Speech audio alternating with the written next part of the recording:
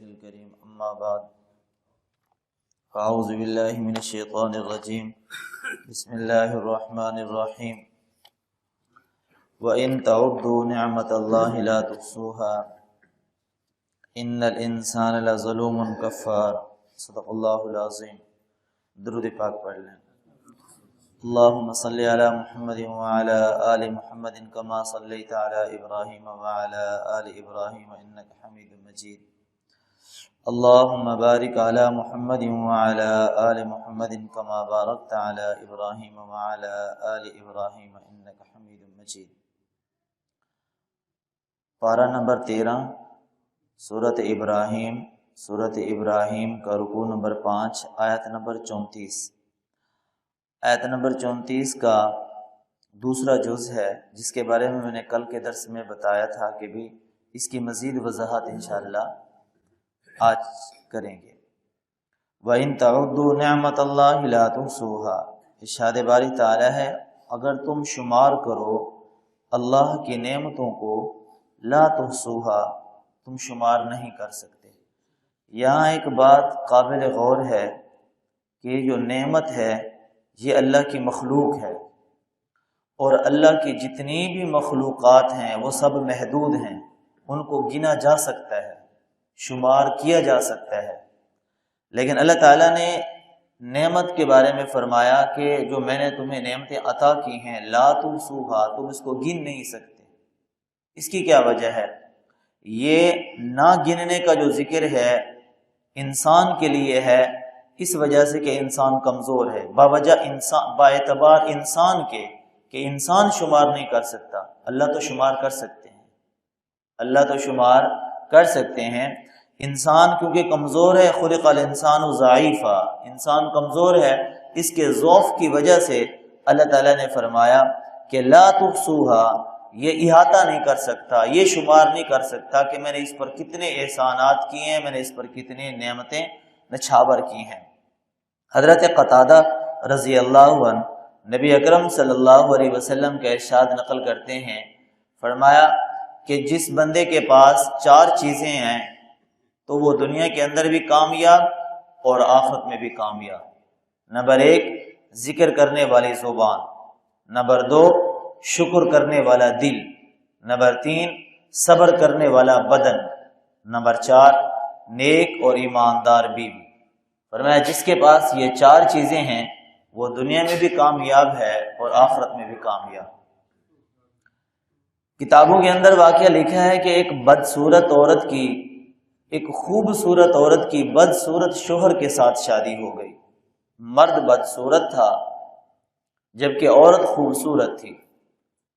ایک دفعہ عورت کہنے لگی کہ اپنے شوہر کو مخاطب کر کے کہنے لگی کہ تو بھی جنتی ہے، میں بھی جنتی ہوں۔ اس نے کہا کہ وہ کیسے؟ کہا کہ دیکھو میں خوبصورت ہوں، تو بدصورت ہے، اور میں تجھ جیسے بدصورت شوہر کو برداشت کر کے صبر کرتی ہوں، اور تو مجھ جیسی خوبصورت بیوی کو دیکھ کر رب کا شکر ادا کرتا ہے، تو قرآن حدیث یہ بتاتی ہے کہ صبر کرنے والا بھی جنتی ہے، شکر کرنے والا بھی جنتی ہے۔ جب میں تجھے دیکھتی ہوں تو تجھے دیکھ کر میں صبر کرتی ہوں کہ جیسا کیسا بھی ہے تو میرا شوہر، میں تجھے دیکھ کر صبر کرتی ہوں، تو مجھے دیکھ کر شکر کرتا ہے، تو پھر قرآن و حدیث کی روشنی میں صابر بھی جنتی ہے اور شاکر بھی جنتی ہے، اس لحاظ سے ہم دونوں جنتی ہوئے۔ حدیث مبارکہ کے اندر ہے، پیارے نبی صلی اللہ علیہ وسلم نے فرمایا کہ صابر اور شاکر اگر بننا ہے تو پھر 2 خصلتیں اپنے اندر پیدا کر لیں، آپ صابر بھی بن جائیں گے، شاکر بھی بن جائیں گے، شکر کرنے والے بھی اور صبر کرنے والے بھی۔ وہ 2 خصلتیں کون سی؟ فرمایا دین کے معاملے میں اپنے سے اوپر لوگوں کو دیکھا کرو، دین کے معاملے میں اپنے سے اوپر لوگوں کو دیکھا کرو۔ مثال کے طور پر میں کم نماز کیوں پڑھ رہا ہوں، وہ تو زیادہ پڑھ رہا ہے، میں تلاوت کم کرتا ہوں، وہ تلاوت زیادہ کرتے ہیں، میں روزے نہیں رکھتا، وہ تو روزے رکھ رہے ہیں، مجھ سے عبادت میں، اطاعت میں، معاشرت میں، حسن اخلاق میں، عشق الہی میں، عشق رسول میں وہ مجھ سے بڑھ کر ہے، میں کم کیوں ہوں؟ دعوت میں، تبلیغ میں وہ مجھ سے زیادہ ہیں، میں کم کیوں ہوں؟ تو دین کے معاملے میں اپنے سے اوپر لوگوں کو دیکھ کر یہ ان کی پیروی کرے، ان کی اتباع کرے، اور دنیا کے معاملے میں اپنے سے کم تر لوگوں کو دیکھے۔ اپنے سے کم تر لوگوں کو جب دیکھے گا تو اس کی زبان پہ کلمہ شکر ادا ہوگا۔ اگر رب نے اس کو چھت عطا کر دی ہے تو یہ دیکھے ان لوگوں کو کہ جس کے پاس چھت بھی نہیں ہے۔ اگر رب نے اسے سائیکل جیسی چھوٹی سواری عطا کی ہے تو یہ دیکھے ان لوگوں کو کہ جن کے پاس وہ سائیکل کی دولت بھی نہیں ہے۔ اگر رب نے اس کو موٹر سائیکل کی دولت سے نوازا ہے تو یہ دیکھے ان کے پاس کہ جن کے پاس یہ دولت نہیں ہے۔ اگر رب نے اس کو کار دی ہے تو یہ دیکھے ان لوگوں کو کہ جن کے پاس کار نہیں ہے۔ اگر رب نے اسے اچھا خاصا گھر دیا ہے تو یہ دیکھے ان لوگوں کو جو گھر سے بے گھر ہیں۔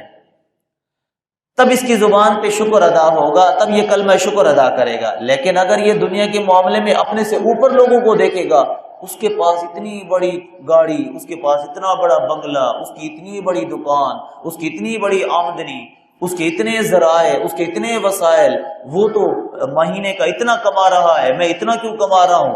وہ لاکھوں میں کھیل رہا ہے، میں ہزاروں میں کیوں؟ وہ کروڑوں میں کھیل رہا ہے، میں لاکھوں میں کیوں؟ اگر دنیا کے معاملے میں اپنے سے اوپر لوگوں کو دیکھے گا تو ساری زندگی رب کے شکوے کرتا رہے گا، ناشکری کرتا رہے گا، کبھی زبان پہ کلمہ شکر ادا نہیں ہو سکتا۔ تو پیارے نبی صلی اللہ علیہ وسلم نے فرمایا کہ اگر تم شاکر بننا چاہتے ہو، شکر گزار بننا چاہتے ہو، تو یہ دو چیزیں اپنے اندر پیدا کر لو، تم شکر گزار بندے بن جاؤ گے۔ حضرت داؤد علیہ السلام نے اللہ تعالیٰ سے پوچھا، یا باری تعالیٰ تیری ادنا سی نعمت کون سی ہے؟ سب سے کم تر تیری نعمت کون سی ہے؟ تو اللہ تعالیٰ نے فرمایا کہ اے داؤد سانس لو۔ داؤد علیہ السلام نے سانس لیا، فرمایا یہ میری سب سے ادنا سی نعمت یہی ہے، سانس۔ اگر یہ وہ ادنا سی نعمت ہے کہ جس پر پوری زندگی کا دار و مدار ہے کہ اگر یہ لے لوں تو زندگی ختم، یہ میری چھوٹی نعمت ہے۔ حدیث مبارکہ کے اندر ہے، نبی کریم صلی اللہ علیہ وسلم کے ارشاد ہے، کل قیامت کے دن ہر انسان کے 3 دفتر ہر انسان کے سامنے ہوں گے، 3 ریکارڈ انسان کے سامنے پیش کیے جائیں گے، ایک نیکیوں کا ریکارڈ، ایک گناہوں کا ریکارڈ، اور ایک نعمتوں کا ریکارڈ۔ ایک نیکیوں کا دفتر ہوگا، ایک گناہوں کا دفتر ہوگا، اور ایک نعمتوں کا دفتر ہوگا۔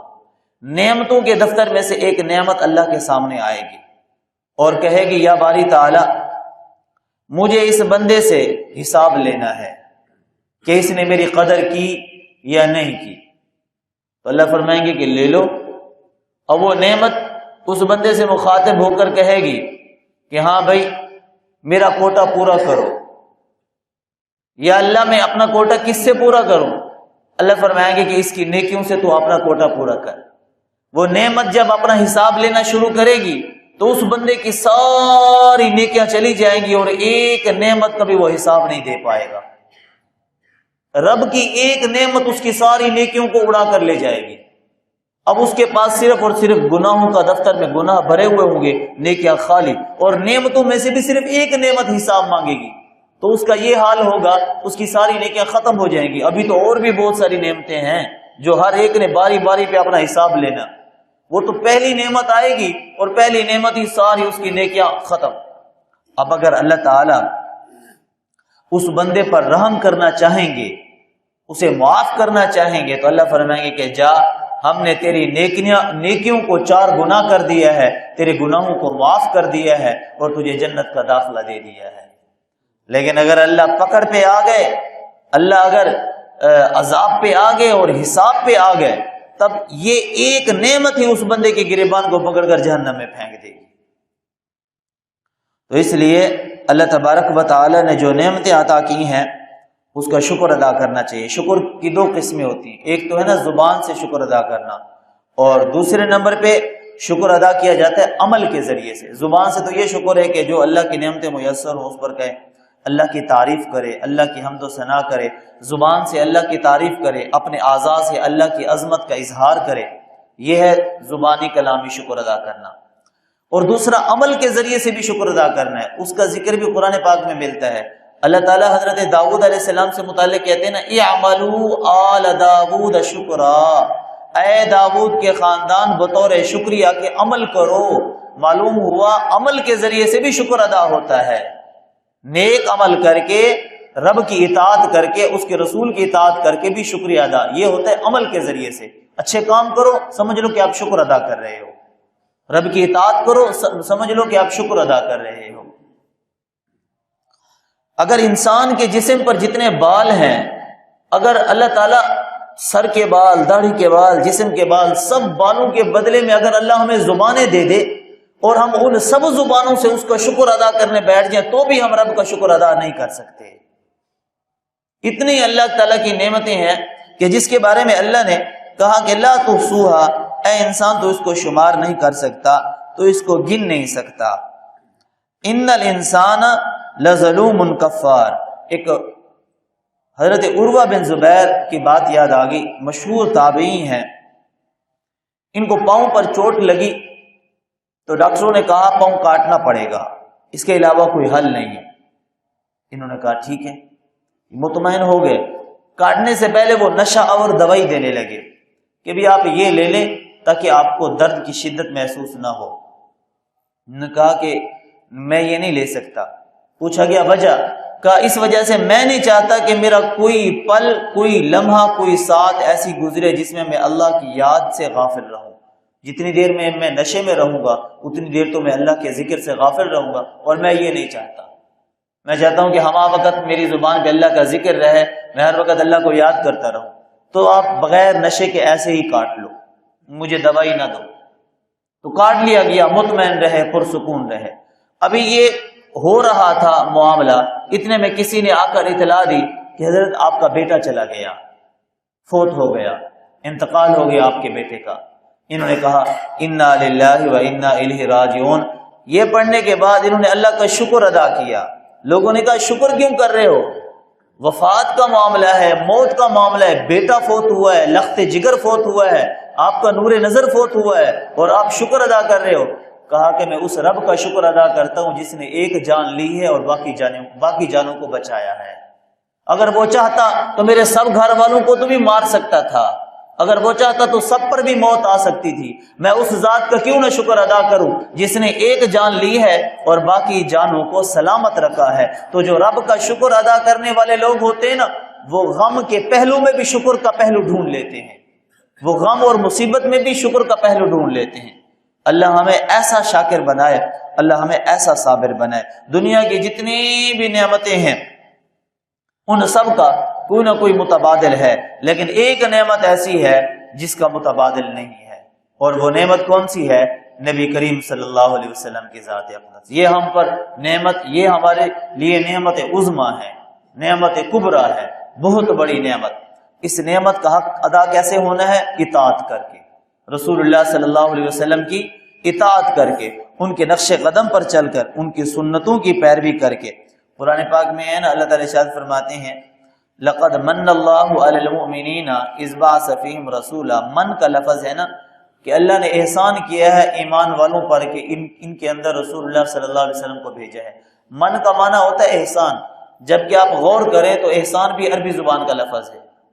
احسان کا معنی بھی احسان ہے، جیسے حل جزاء الاحسان الا الاحسان، احسان کا معنی بھی احسان ہے۔ تو یہاں پہ اللہ تعالیٰ نے من، ایک غیر مشہور لفظ ہے، وہ اللہ تعالیٰ نے استعمال کیا۔ جو مشہور لفظ ہے احسان، وہ نے استعمال کیا۔ اگر عربی کا جملہ یہ بن جاتا تب بھی مفہوم ٹھیک ہوتا، لقد احسن اللہ، اللہ نے احسان کیا، اذ بعث فیہم رسولا، تمہارے اندر رسول کو بھیج کر۔ لیکن اللہ نے احسان کی جگہ لفظ من استعمال کیا۔ کیا مطلب؟ کہ لفظ احسان میں، لفظ من کے اندر ایک باریک سا فرق ہے۔ وہ باریک سا فرق یہ ہے کہ جو احسان ہے اس کا متبادل موجود ہوتا ہے۔ احسان ایسی نعمت کو کہتے ہیں، احسان ایسے انعام کو کہتے ہیں جس کا متبادل موجود ہوتا ہے، جس کا بدل موجود ہوتا ہے، کہ اگر یہ چیز نہیں ہے تو اس کے بدلے میں دوسری چیز لے لو، یہ نہیں ہے تو اس کے بدلے میں دوسری چیز ہے۔ لیکن اللہ تعالیٰ نے نبی کریم صلی اللہ علیہ وسلم کی ذات کے لیے من کا لفظ استعمال فرمایا اور دنیا والوں کو بتا دیا کہ یہ وہ نعمت ہے جس کا بدل نہ تمہیں مشرق میں ملے گا، نہ مغرب میں، نہ شمال میں، نہ جنوب میں، نہ تحت ثری میں، نہ عرش معلیٰ میں۔ پوری دنیا کو بھی ڈھونڈ لو، تمہیں نبی کریم صلی اللہ علیہ وسلم کا بدل نہیں مل سکتا۔ تو اس لیے من اس نعمت کو کہتے ہیں جس کا کوئی بدل نہ ہو۔ تو اللہ تعالیٰ نے اپنے محبوب کے لیے من کا لفظ استعمال فرمایا کہ اے لوگو، اے ایمان والو، میں تمہارے اندر ایسا نبی بھیج رہا ہوں، ایسا نبی تمہیں دے رہا ہوں، ایسی نعمت بنا کر تمہارے اندر بھیج رہا ہوں کہ اس نعمت کا کوئی بدل ہو نہیں سکتا۔ اللہ تبارک و تعالی ہمیں اپنی نعمتوں کی کما حق و قدردانی کرنے کی توفیق نصیب فرمائے۔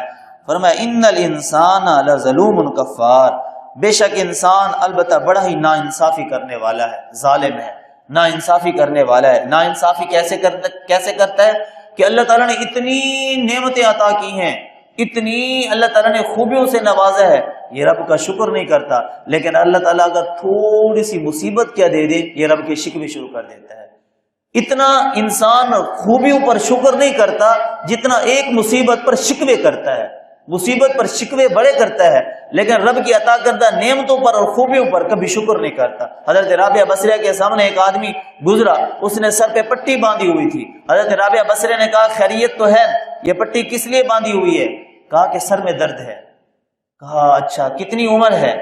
کہا 20 سال 24 سال، جتنی بھی اس کی عمر ہے اس نے بتائی کہ میں اتنی۔ کہا اتنی عمر تجھے اللہ نے دی ہے، اتنے عمر کے اندر اللہ نے تجھے کتنی نعمتیں دی ہیں، کبھی تو نے نعمت کی پٹی بھی سر پہ باندھی ہے؟ اللہ نے تمہیں کتنی نعمتیں دی ہیں، کبھی کسی نعمت کا اظہار لوگوں کے سامنے کیا ہے؟ آج رب نے تجھے تھوڑا سا سر درد کیا دے دیا ہے تو سارے گلی والوں کو، محلے والوں کو بتا رہا ہے کہ ہے میرے سر میں درد۔ تو پٹی باندھ کر لوگوں کے سامنے یہ شکوے کر رہا ہے رب کے کہ ہے میرے سر میں درد ہو گیا۔ اللہ نے تمہیں اتنی نعمتیں دی ہیں، کبھی تو نے اس کا اظہار لوگوں کے سامنے نہیں کیا۔ آج رب نے تمہیں تھوڑی سی مصیبت کیا دے دی ہے تو ساری گلی میں، سارے محلے میں، سارے لوگوں کو بتا رہا ہے کہ میرے سر میں درد ہے۔ اللہ تبارک و تعالی عمل کی توفیق نصیب فرمائے۔ وما علینا الا البلاغ المبین۔ آگے آیت نمبر 35 سے انشاءاللہ کل کے درس میں بات ہوگی۔